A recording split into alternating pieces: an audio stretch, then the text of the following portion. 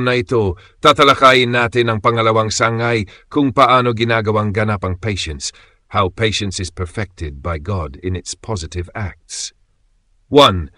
Ang patience ay may kinalaman sa paghihintay sa Diyos at sa kanyang kalooban. Ang patience ay kinapapalooban ng pagkilos ng paghihintay sa Diyos at sa kanyang mabuting kalooban.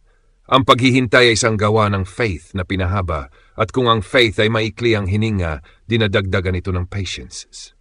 Ang anak na babae ay tumutulong sa ina, may inaasahan na magandang kalalabasan. Makikita mong ang paghihintay ay bahagi ng patience bilang isang mahalagang gawain nito. Tingnan ang James 5 verse 7, Be patient therefore, brethren, unto the coming of the Lord. Behold, the husbandman waits for the precious fruit of the earth, and hath long patience for it, until he receive the early and latter rain. Kung paanong ang magsasaka ay naghihintay, ganun din ang dapat gawin ng isang Kristiyanong may patience. Sa Micah 7:7, Therefore I will look unto the Lord, I will wait for the God of my salvation, my God will hear me, at sa mga sumunod na salita, until he plead my cause and execute judgment for me. At BB. 2. Ang patience ay may kinalaman sa paghihintay na may katahimikan. Bahagi rin ito ng gawain ng patience. Ang patience ay hindi basta pagtitiis lang na dala ng puwersa na tinatawag nating patience per force, kundi pagtitiis na may katahimikan. Sa Lamentations 3, ang iglesia sa kanyang kalunos-lunos na kalagayan ay pinapahayag ang mga kilos at damdamin ng kanyang kaluluwa.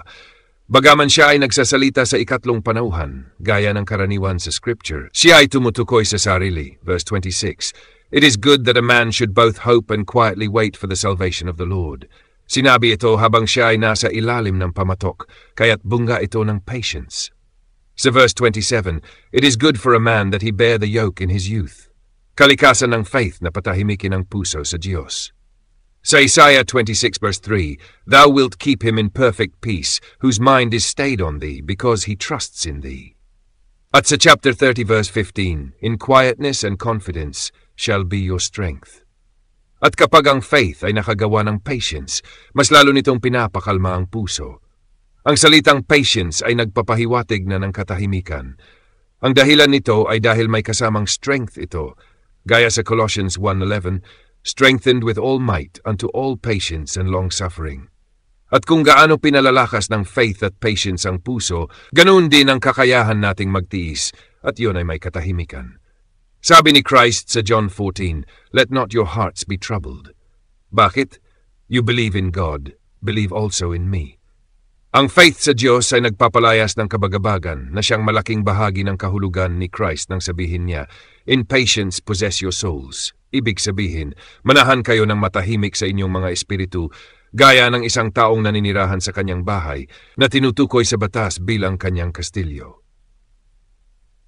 Ang patience ay tinitiis ng walang pagsuko sa panghihina.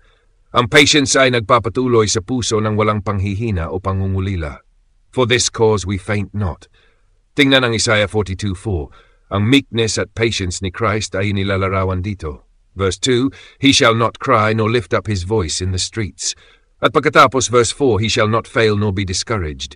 Hindi masisira. Ayon sa Hebrew, ibig sabihin sa espiritu upang huminto sa gawain o pagtitiis na ibinigay ng Diyos. Bagkus ipagpapatuloy niya ang gawain hanggang sa ito ay maganap. Ang patience ay may pagsuko sa Diyos. Ang patience ay nangangahulugang buong pagsuko sa kalooban ng Diyos, kahit sa pagdurusa.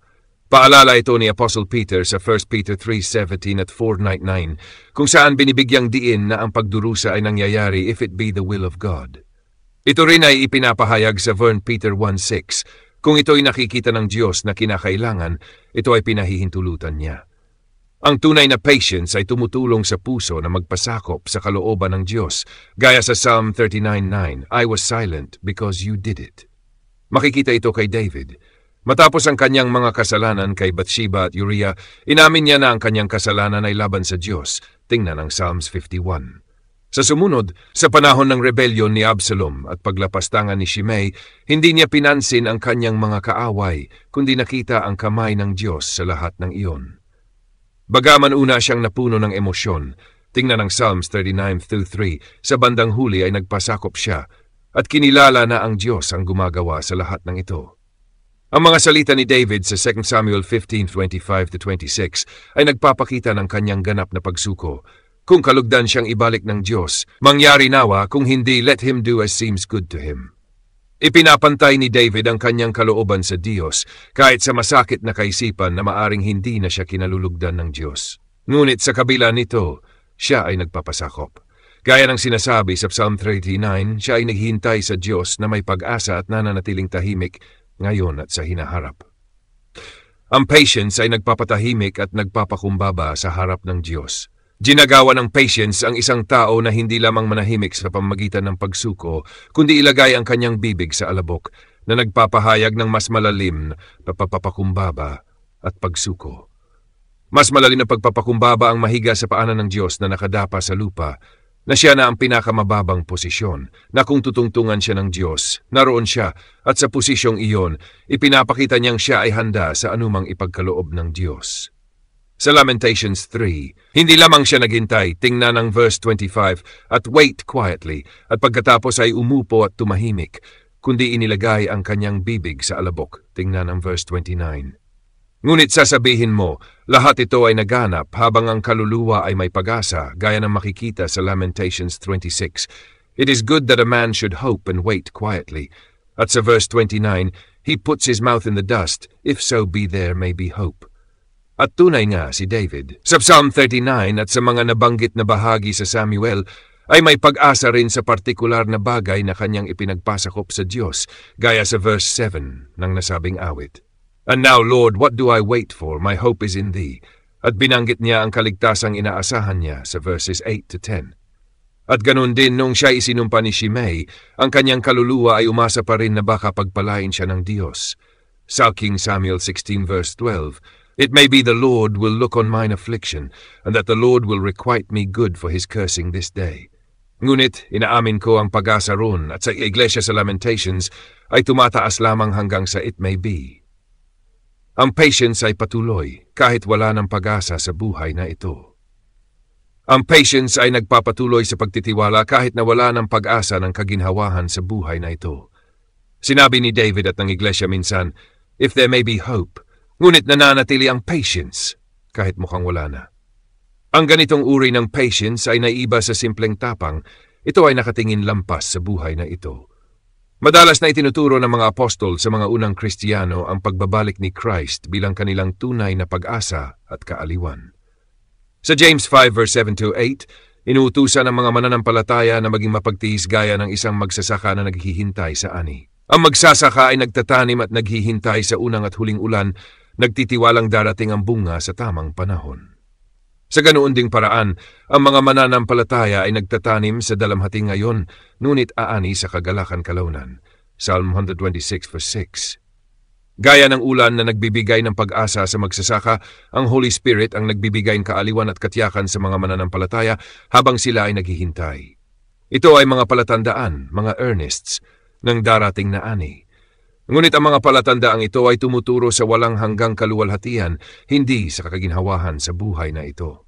Kaya't sinabi ng apostol sa Hebrews 10:36, You have need of patience, dahil dumarating ang mga pangako pagkatapos ng paggawa ng kalooban ng Diyos, madalas hindi hanggang sa katapusan ng buhay. May mga mananampalataya na nakaranas na ng matinding pagdurusa, verse 33, ngunit sila'y hinihimok pa ring maghintay sa pagbabalik ni Christ. Dahil doon lamang darating ang tunay na pagpapanumbalik. Kaya ano ang pag-asa para sa buhay na ito? Ito lang, ang paghihintay ay hindi magtatagal magpakailanman. Darating si Christ at malapit na. Ang patience ay nagsasanctify sa Diyos sa puso. Ang patience ay nagiging sanhi upang ang kaluluwa ay mag-sanctify sa Diyos sa puso ng isang tao sa maraming paraan. Gaya ng dati, muli kong babanggitin si Job bilang halimbawa na ang kanyang patience ay pinupuri ng ating apostol. Nung natapos na ang lahat ng trahedyang kanyang naranasan, pagkawala ng kanyang mga anak at mga ari-arian, at naiparating na sa kanya ang masasamang balita sunod-sunod mula sa mga sugo hanggang wala nang natirang maaring mawala, sinasabi ng teksto sa Job 20, he fell down on the ground and worshipped. Bago pa man ito, madalas na siyang sumasamba, lalo na para sa kanyang mga anak upang hindi sila magkasala. Ngunit ang lahat ng kanyang dating pagsamba, mga handog at mga panalangin ay hindi naging dahilan upang iligtas sila ng Diyos, pati na ang kanyang mga ari-arian. Ngunit nang mawala na ang lahat, ang una niyang ginawa ay sumamba. Tanong, ano ang nilalaman ng ganitong klaseng patience? Sagot, magtutuon tayo sa kanyang sinabi at sa kanyang ginawa na parehong nagpapakita kung ano ang nasa puso niya na nagtulak sa kanya upang gawin iyon, at kung ano ang gumagalaw sa kanyang kalooban habang ginagawa niya iyon. Yan, iginagalang niya ang sovereignty ng Diyos. Sumamba si Job sa Diyos sa pamamagitan ng pagkilala sa sovereignty niya. Nang sinabi niyang, "The Lord gave and the Lord has taken away," kinilala niyang ang lahat ay pag-aari ng Diyos. Gaya ng isang potter sa putik, may karapatan ang Diyos na gawin ang anumang kanyang nais. Matapat na ipinagdasal ni Job ang kanyang mga anak, gaya rin ng ginagawa ng iba para sa kanilang pamilya o bayan. Ngunit kahit na siya ay nanalangin, pinahintulutan ng Diyos na bigla silang bawian ng buhay. At sa kabila nito, hindi siya tumalikod, bagkus sumamba siyang muli. Ang pagsambang ito ang una niyang ginawa. Ang tunay na faith at patience ay laging ibinabalik ang puso sa Diyos kahit sa gitna ng sakit. At ang pag-aador sa Diyos, ang pagkilala sa kanyang kadakilaan, ay mas malalim pa kaysa sa paghingi ng anuman sa panalangin. Napanatili ni Job ang ganitong puso kahit nang siya ay naguluhan at nabagabag sa loob at naramdaman ang bigat ng pagkakasala at paghatol ng Diyos. Kahit puno ng alalahanin ang loob niya, mapagpakumbaba pa rin siya sa harap ng Diyos. Sa Job 23:10-14, sinabi niyang kilala ng Diyos ang kanyang daan, at ang kanyang mga pagsubok ay magpapadalisay sa kanya na parang ginto. Inilahad niya ang kanyang pagsunod, ngunit inamin din niyang ang plano ng Diyos ay hindi kayang baguhin ni numan kahit ng panalangin. Sinabi niya, "What God desires, He does." At tinanggap niya na ang kanyang pagdurusa ay bahagi ng malawak at mahiwagang plano ng Diyos. Kahit sa pinakamalalim na pagdurusa, bumabalik si Job sa katotohanan ito. God is sovereign at dapat natin siyang igalang, ano man ang mangyari. 2. Nagpakumbaba siya. Nagpakumbaba siya hanggang sa alabok, bumagsak sa lupa. Lubusang nagpakababa si Job at nahulog sa lupa dahil sa matinding dalamhati. Inamin niyang wala siyang dala nang siya ipanganak at wala rin siyang madadala sa kanyang pag-alis.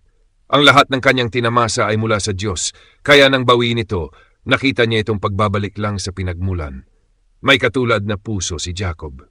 Nung natakot siyang mawala ang kanyang pamilya at kayamanan, sinabi niya, "I am not worthy of even the smallest of your mercies." Naalala niyang minsan siyang tumawid sa Jordan na may dalang tungkod lamang at ngayoy dalawa na ang grupo ng kanyang sambahayan. Kung babawiin ng Diyos ang lahat, nakita ni Jacob na ito'y pagbabalik lang din sa dati niyang kalagayan. Si Jacob ay nagpakumbaba bago pa man mawala ang anuman sa pag-asang mapapanatili ang mga ito. Si Job naman ay nagpakumbaba pagkatapos mawala ang lahat. Ngunit pareho nilang ipinakita ang malalim na kababaang loob at pagsuko sa Diyos. Hindi lang nakita ni Job ang sarili niya bilang mahirap, nakita rin niya ang sarili niya bilang isang sinner. Sa Job 9, sinabi niyang walang sinuman ang maaring maging matuwid sa harap ng Diyos. Kahit nasubukan niyang ipagtanggol ang sarili niya, ang sariling mga salita niya ang maglalantad ng kanyang kasalanan. Tinanggihan niyang magtiwala sa sariling katuwiran, katulad ng sinabi ni Paul sa Philippians 3, na kahit ang pinakamubuting gawa ay walang halaga kung ikukumpara sa kabanalan ng Diyos. Iba pang tapat na tao ay nagpakita rin ng ganitong patience at kababaang loob sa gitna ng pagdurusa. Si David, halimbawa, ay taimtim na nagsisi at nanahimik sa harap ng Diyos dahil sa kanyang mga kasalanan.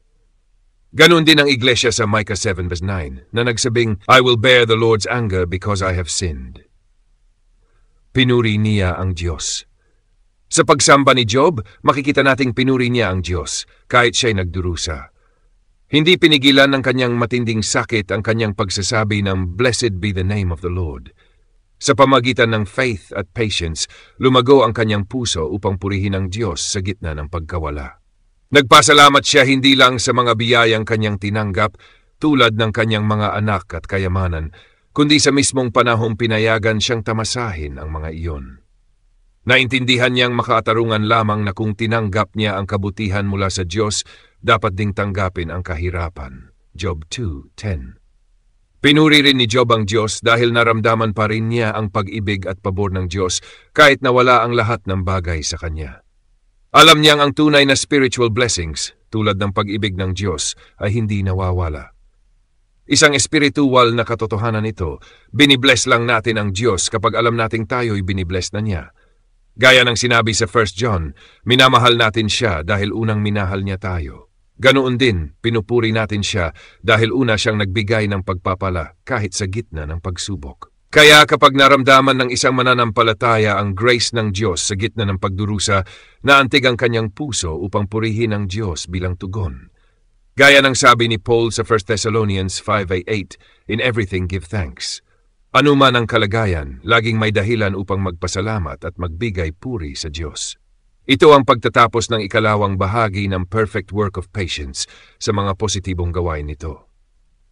Sa susunod na sesyon, tatalakayin natin ang natitirang bahagi kung paano ginagawang ganap ang pang in its positive fruits.